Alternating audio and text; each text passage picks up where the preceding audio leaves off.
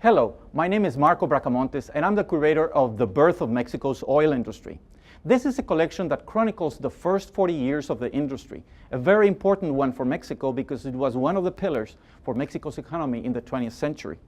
The industry was really born in 1904 with the first economically viable oil well drilled by Eduardo Gini in Ébano in 1904.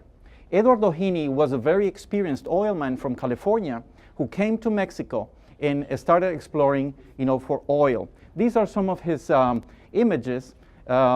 Unfortunately, some of his photos were lost after he died. But he was the one who discovered Cerro Azul, by some considered one of the largest oil wells in history worldwide.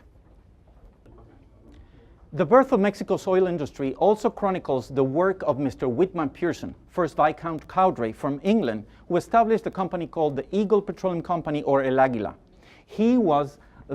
His team found Potrero de Llano, one of the largest oil fields in Mexico, in 1910. Potrero de Llano made history because it was actually very troublesome to store so much oil. We're talking about 100,000 barrels per day. And this series depicts some of the workers, some of the storage, some of the transportation of that crude, which at that time was unheard of. There's a series also depicting transportation, marketing of oil products throughout the world by El Águila. We're talking about carriages, we're talking about cans and wooden packaging for the Águila products.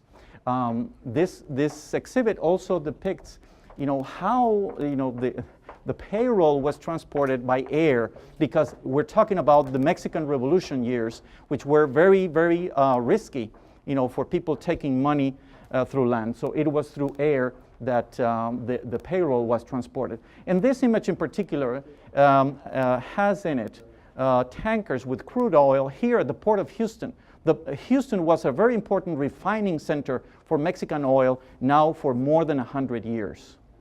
And finally, these are some of the faces of the people in Mexico, both American and Mexican, who made this industry, who built this industry in the early 20th century.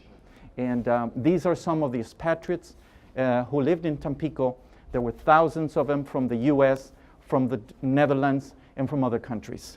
So this is the show that ends with the expropriation of the Mexican industry in 1938 by President Lázaro Cárdenas. Thank you very much.